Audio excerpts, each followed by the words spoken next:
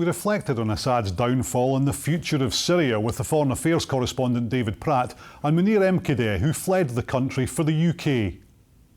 Munir, you still have a lot of family in Syria. What are you hearing from them just now? Yeah, I've been in touch with them. Like yesterday, the people were in the whole country, like, were very, very happy about what happened, and I can see they were still like in shock about what happened, because like suddenly the dictator like gone and just fell down. So people happy and looking for like maybe bright future. Are they excited? Are you excited? All of us excited, because now 54 years now from dictatorship, the same family so ruled the country by like iron way. So. And what forced you to flee Syria in the first place? Yeah, because at that time just I was like a human rights activist, so my life was in danger and my family as well. So I fled the country and then my family joined me after maybe 9 months. And David, how big a moment is this? Just put it in a bit more perspective for us. I think it's seismic, really, and not just in Middle Eastern terms, but in international terms. I mean, as Munir just said, 50-odd years, you know, and it's part of this kind of whole geopolitical re-landscaping of the Middle East at the moment. I mean, it would be hard to kind of understate just how significant this is, and we've seen a lot of significant moments of late, of course, in the region, but this in particular is massive. And did we see it coming?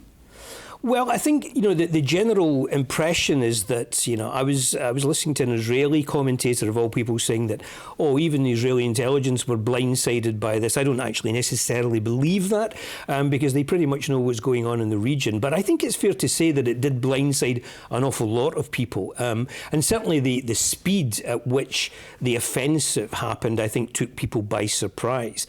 But there was preparation in the background. It's now coming out now that, you know, that obviously the HTS and whatever and the rebel forces were a long time in the preparation, and it was a very, very appropriate and convenient moment for them regionally as well. Iraq and Libya both descended into civil war when something like this happened there.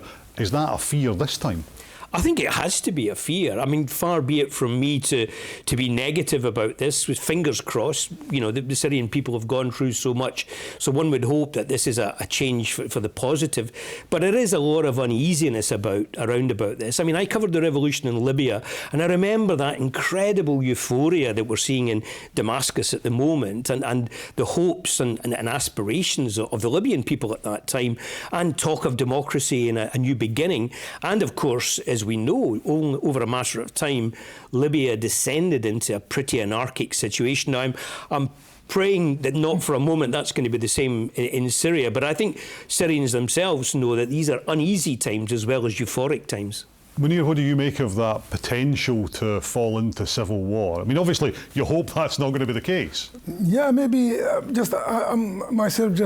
feel like optimistic, maybe not like different than maybe Libya or maybe another country, because the civil war, it was like happened before and behind, and people tired now, and people need like just looking for like a new future.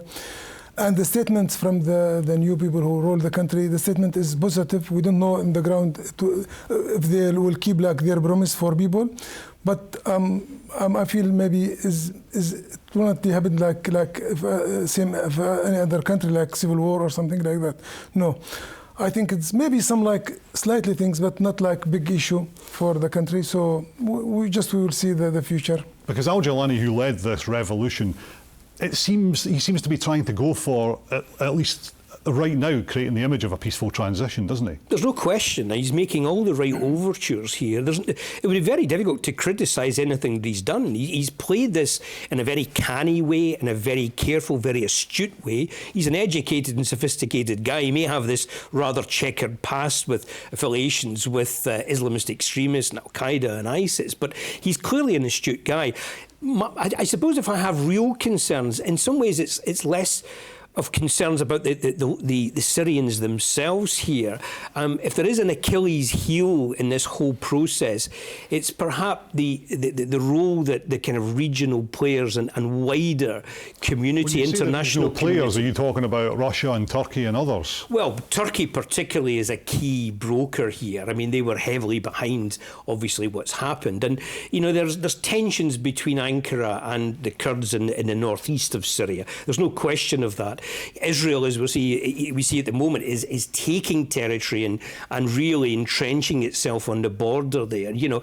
So there are all kinds of players that may want to exert leverage for their own purposes. And again, I hate bringing up the issue of Libya, but that's what happened in Libya. A lot of external players began to use proxies inside for their own advantage, you know. So maybe that's where the problems will come from. So it's incumbent upon the international community right now to do the right thing, to get in there, to help an inclusive, pluralistic kind of transition of power to happen, which Jolani has intimated so far. Munir, what future do you want to see for Syria and for Syrians?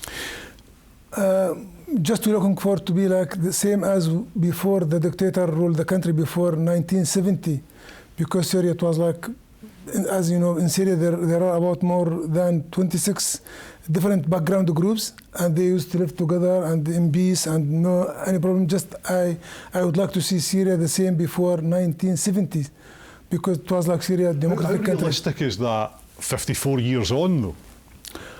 I think could be happened. I think could be happened, because when I talk to people from different like ethnicity background or religion background, all people like looking for it. Just need to live the same life before 1970s, you know. So this is maybe give me like hope. You've been here for 13 years now. Yes. Can you see yourself going back you've raised your family here, can you see yourself or your family going back to Syria now? Why not? Maybe some, but now it's a very big decision to make now, because not for myself or my wife, is for my children who they were growing up in here in the country, because they when they came to the country it was like a few years old, and now they just integrate in the community. So, but at the very least, you can go back and visit family that you haven't seen in such a long time now. Yeah, about more than 13 years. Especially my mom. She's now 94 years old, and I never seen her like, 13 years. Hopefully, just one day, just I can see her and just I hug her. Just exciting. See everyone. Absolutely exciting times. Thanks both for joining us in Scotland tonight. Thank you for having me today again.